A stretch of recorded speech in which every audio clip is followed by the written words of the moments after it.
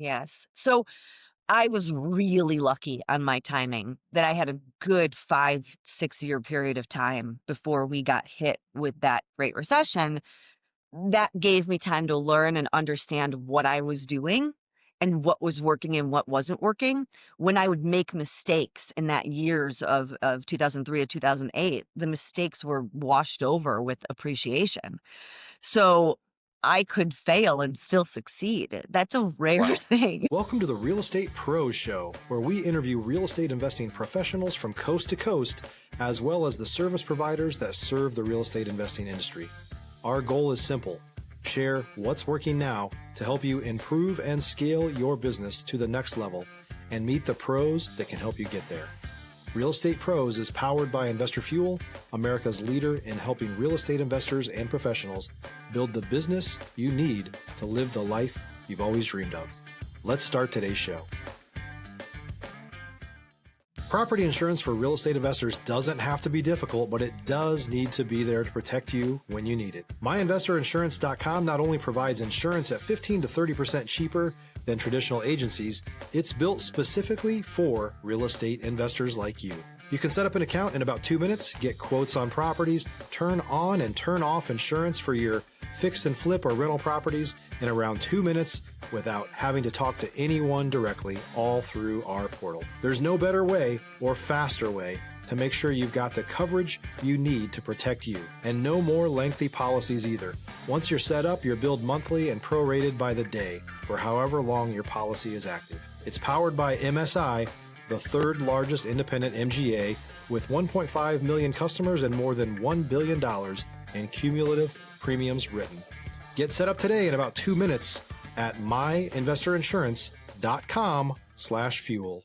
Hey folks, welcome back to the show. Today's guest, Amy Rubenstein, is based out of the Chicago area and is with Clear Investment Group, and they do distressed workforce housing investing. Amy, welcome to the show. Thanks for having me. It's great to have you on the show here. I always like to start off at the top by asking folks, how they got started in the real estate space. I fell into real estate by accident. I think a lot of people in property management kind of fall in by accident. I started with a small building and you worked my way up, but it was about 23 years ago, and I syndicated a very small 6 unit building and got in at the right time. Timing is everything in the beginning. It was 2003 and the market was going up and everything, just kept cycling through. And at that point in time, was there a specific focus of that syndication, 2003? Was it a different asset class that you were in? What was the assets that you were looking at back then? I was looking at small apartment buildings at that point. I had flipped a house and a condo and wanted to see if I could do something a little bit bigger. And so that's when I started looking at small apartment buildings. It ended up being that the only buildings I could afford to buy were things that had distress and were in need of extra care, or things that weren't cash flowing, things that were vacant. That was what I could afford in the very beginning. So that is where I started. It then expanded as time went on. So I did expand into different asset classes. So I did do a little bit of industrial, office, retail, and then within multifamily, I did a little bit of B, C, and D class. And then after time went on, I really honed in on what I was best at, which I kind of got rid of all of the commercial real estate outside of multifamily, and then really honed in on C class, and then really liked that value of very distressed C class. And it was where I had the best vision. So it was kind of where I kept going. Okay. At that point, I mean, syndications are complex, right? So you got started in syndication, though. Did you have mentors? Did you see people who were doing this? Were you a part of groups? How did you learn how to run a syndication? Yeah. Well, I figured it out on my own in the beginning. I had a friend of mine who was an investment banker and showed me an Excel model of a multifamily deal and started to play with it. And so taught myself that. And then that friend of mine who was looking at these first models with me and a couple family members, I syndicated from those three people. And then that was it. And that was just for the first deal. It was not, I'm trying to remember exactly what it was, but I want to say it was around $100,000 that I raised to buy the first building. And then 6 months later, I sold that building and made a lot. And Yeah. from there, then went out and bought two buildings. And then those same investors thought, well, this is interesting. Maybe we should do this again with you because you did well on that. And again, it wasn't because I was so great. I always like to make this clear. I didn't know much at that time, so I can't say that the cause of making all that money on those first couple flips was me. It was more the timing of the deals. And so, bought these two other buildings and did the same thing and sold those two and then Right. bought four. And then I had a little bit of a business going. Stop living on an island and join the #1 mastermind in America for professional real estate investors. Investor Fuel is a community of hundreds of the nation's top investors working together to build stronger businesses and better lives. In addition to the amazing community of real estate investors acting as a board of advisors for one another, Investor Fuel members have access to 100% funding on purchase and repairs for our members only, a health insurance program, and benefits and discounts that more than pays for the membership of most of our members, meaning it's actually costing you money to not be a member of Investor Fuel. If you're looking to scale your business and build a business that allows you to live the life of your dreams, please visit investorfuel.com today and book a call with our team. At that point, were you 100% of your time was focused on real estate, or was it part-time at that point, those early days? It was part-time in the beginning. I was an actor when I started this. Wow. So that was this to me when I realized that there was money to be made in real estate, it was so much faster and easier than the odds and ends jobs that I had had to that point. Sure. So this was a better way to support myself financially and intellectually. Those were kind of the two missing pieces Yeah. of my career. When And you were progressing, with the syndication, you mentioned you did well on that first deal. This is pre-2008, pre-housing crisis. Walk me through, housing crisis, 2007, 2008, 2009, and then, out of that. And what was it like? Were you looking at deals? Were you, taking a step back? What was your thought process like going through that time period? yes. So I was really lucky on my timing that I had a good 5, 6 year period of time before we got hit with that Great Recession. That gave me time to learn and understand what I was doing and what was working and what wasn't working. When I would make mistakes in that years of 2003 to 2008, the mistakes were washed over with appreciation. So I could fail and still succeed. That's a rare Wow. thing. Yeah. So, by the time then that I got to that 2008, 9 was where we really started to feel the pain. I had some idea of what we were doing. Nonetheless, it was a very hard time. And we happened to make it through, didn't lose a property, were never late on a mortgage payment, didn't lose a penny for an investor, but it was still a very painful time. We were able to feed the properties with capital so that they Hmm. could survive. And then making it out the other end, we were able to sell them off and do okay. So the biggest thing was being able to withstand that downturn and being able to hold on tight through that. And I think it was a little bit of luck and a lot of work. We had some cash reserves at that time. Had we not had cash reserves at that time, I don't know where we would be. So I think, that taught us kind of the value of holding cash. Right. That But will save you in a drought, right? You need some water in a drought. When did you start looking at the distressed workforce housing? Was it during that time period, after that time period? Did you have your eye on it in that stretch leading up to it? If you're looking for consistent, high-quality leads, look no further than Investor Machine. Investor Machine isn't just another agency, it's the most sophisticated, data-driven lead generation company on the planet for real estate investors. and serves the role of being not just a lead generator for your business, but a marketing partner that is helping you achieve your goals along the way. Go to investormachine.com to learn more and schedule a call with our team today.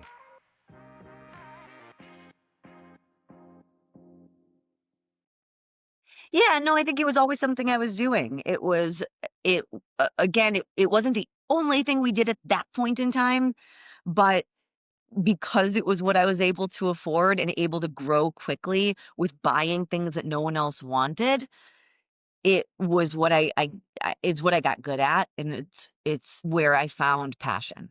I really enjoyed the both sides of being able to make a lot of money, but also being able to improve a community. And Yeah. that kind of going is being able to do something good while I was making money. It was very, very exciting to me. And it still is, the fact that Yeah. our company makes huge impacts on communities and we don't have to sacrifice returns for that. It's like the most incredible feeling. Yeah, I mean, people who can provide affordable housing are going to see the benefits of it because there's just such a lack. And really everywhere in every area of the country, whether it's the middle of a city or even on the outskirts, people are looking at, how can we provide more housing? How can we provide more affordable housing? I want to ask you specifically, though, about this trend that I've been seeing on this show and then just surveying the landscape. Last 5 years or so it's 2025, going back to 2020, it feels like there was a lot of syndications that formed up around 2020, or, investors who themselves just bought a little bit too deep around that time period. And so now there may not be physical distress in properties, but there's some level of distress in operating partners and in the financials. And I'm not just seeing that where I'm licensed at in Texas, but all across the board. Are you seeing that as well? And then also, what happened? Did just people buy too deep? Yes. It's really interesting right now. Most of the deals that we are looking at and buying right now, we are assuming the debt and not paying a penny more. So that has been a trend for, I don't know, the last 9 months. Those are the deals we're seeing.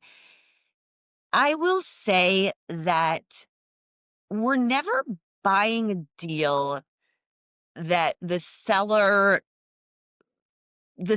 was just a little over leveraged, or the interest rates went a little bit high, or the expenses went up a little bit and it pushed them over the edge. It's never just that. A lot of times right now with those types of borrowers, they're working something out with their lender.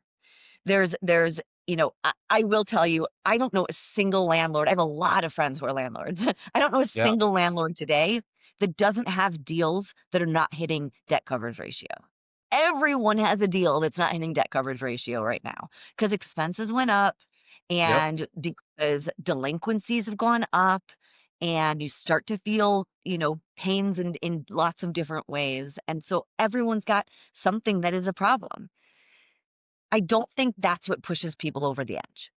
There's something else going on in the deals we buy that are as distressed as we buy. And again, we're not buying deals because they're physically distressed, like you differentiated just now. Right. We're buying deals that have managerial distress, and that managerial distress is usually due to the lack of leadership coming from the owner of the property, which is usually due to their personal absence because there's some major financial issue. But it's usually someone who is not a full-time real estate operator.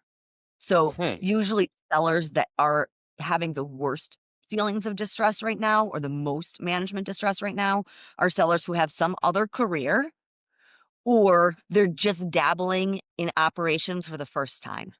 But it's not like their career is about operating real estate and now Yeah. all of a sudden go into this much distress. So walk me through this because I mean I'm familiar with it on some level, but our audience may not be. When you think about folks who are dabbling in real estate, you might think, hey, I'll buy a home, maybe put it on Airbnb. I might buy a duplex, put it on Airbnb.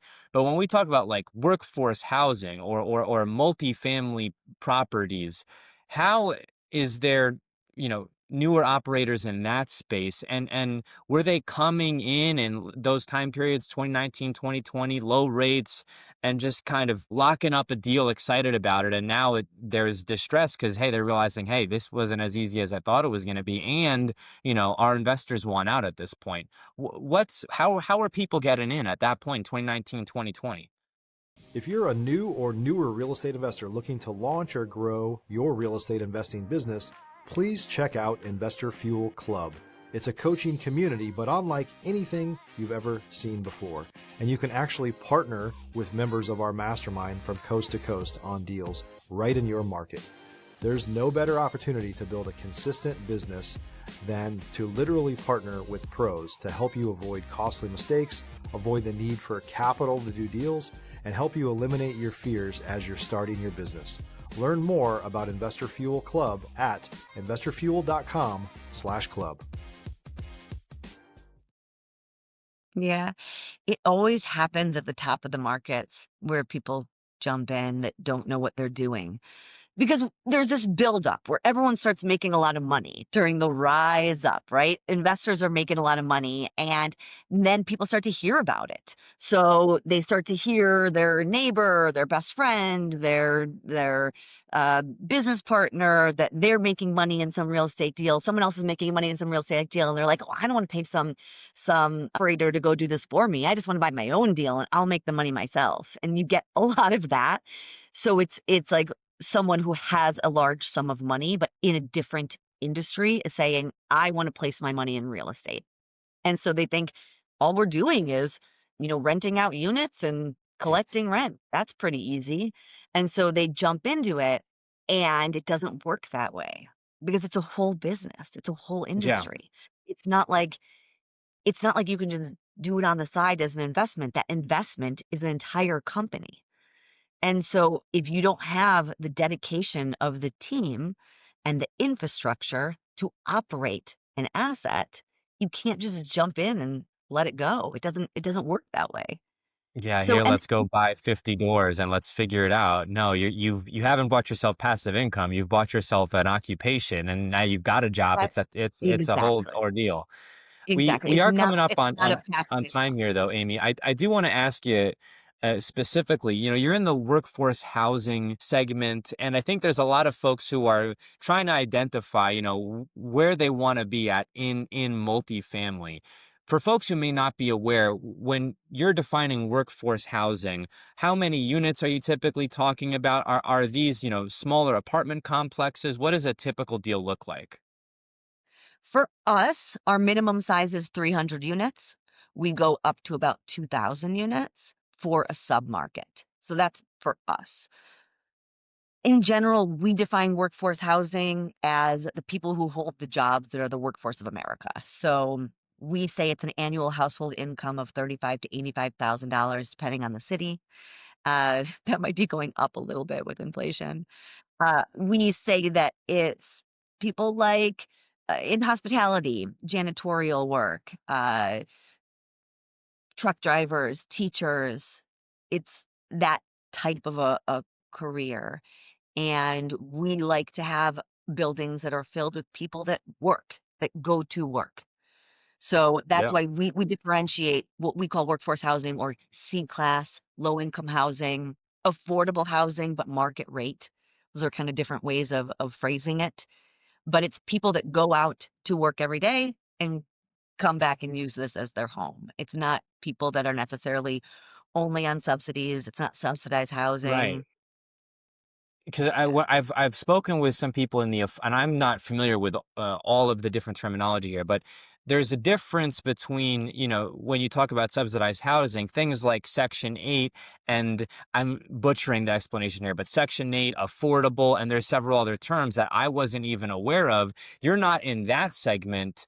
But you're, working with folks who are still looking for that affordable housing, and you're doing it at scale, right? This isn't, you mentioned 300 doors minimum, right? So uh, when you picked that segment versus, some of the subsidies, right? what made you go with, hey, we're not going to touch, the Section 8 or the other terms that you'll put for subsidized housing, but we will stay with the, workforce housing segment?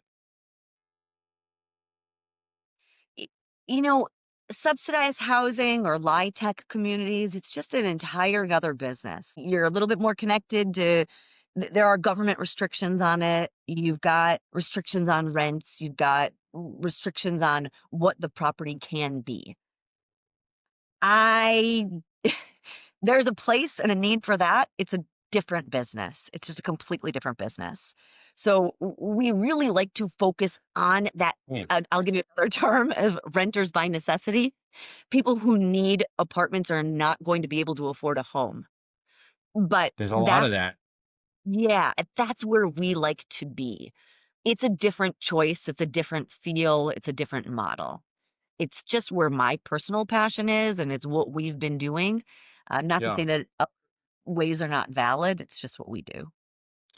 Well, I appreciate you coming on here, Amy, and really walking us through, both how your business scaled, but then also, really there's a need for workforce housing, and if you can provide that need, there is rewards to benefit from. Where can folks go if they're interested in learning more about you, what you're involved in, if they'd like to learn more about Clear Investment Group? How can folks reach out to you?